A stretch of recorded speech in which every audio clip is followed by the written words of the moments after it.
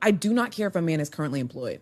To me, that is one of the, I don't want to say dumbest, but I think it's one of the most irrelevant factors. Unless you have bills that you need paid by that man, it does not matter whether he is actively employed. It's people using things that can easily change about a person in the span of a week as a determinant of, are you worthy to date? You can get a job. Interesting. That's like the number one thing I would look for in terms of career. But I feel like that's because I have a career. You have a career. I want a man with a career. I want a man with a career. But in this current moment, when I swipe on you, do you have a job?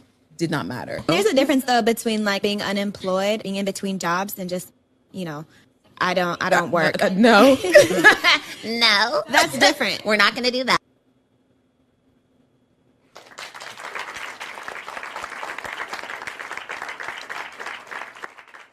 The bar is in hell. How is that an irrelevant factor whether or not a man is employed?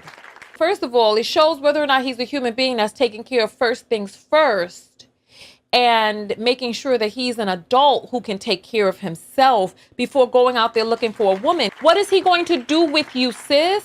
What is he going to do with you if he doesn't have a job and he's not on his path and he hasn't found his purpose? You're just going to be a plaything. Even if he had the greatest of intentions, you met him at the wrong time. If he doesn't have a job, if he is not currently employed, if he is not working, if he doesn't have his business up and running, that means he is not on his purpose and not in his life path. And if a man is not on his purpose, there's a high chance and likelihood that he doesn't know the direction that he's going in. And if he doesn't know the direction that he's going in and you're expecting him to be able to lead and have answers in your family, where's he going to lead you, sis?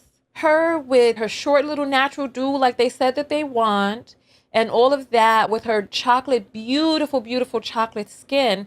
And here's this other woman with her light skin and her preferential hair. And she, with no qualms, is talking about her standard. And it's like so many Black women continue to try to push themselves down so low, down so flat. Because they're like, oh, he doesn't want a mate, he wants a mat. And so you try to flatten yourself out flat enough so that you won't be an encumbrance to his feet as he's stepping on you. And it's like you try to make yourself small enough and your standards low enough. For what? Why?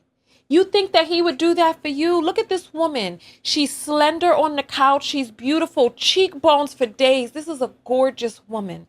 And she's selling herself short. That she doesn't even care whether or not the man has a job. She doesn't even care whether he's employed when she swipes on him. So in his profile, he's advertising that he's not employed.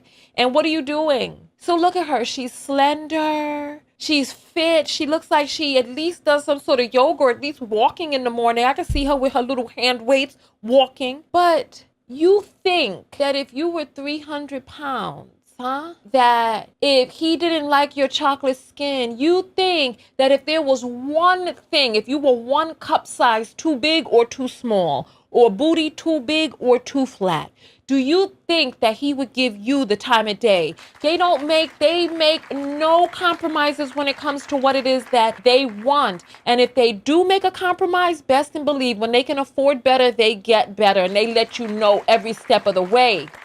He's out of there.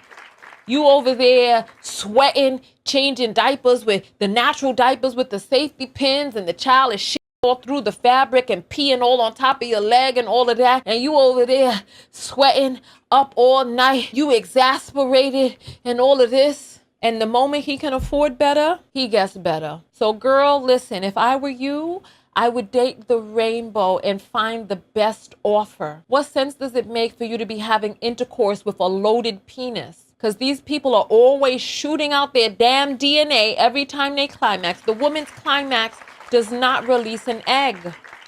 You are cyclical. And their climax releases their DNA. But they are always trying to climax and climax inside of a body that's fertile. And then climax in a fertile body without protection. They always living dangerously. And what sense does it make for you to go out there living dangerously with a person that cannot handle responsibility of living dangerously? And how do I know that he's living dangerously? Because his ass is on a dating app. Be a part of the live show with thousands of other viewers. Go to TonyaTKO.com/text and join the text notification squad and get a text whenever I go live. Support the show and yourself, and I'll see you on the next live broadcast.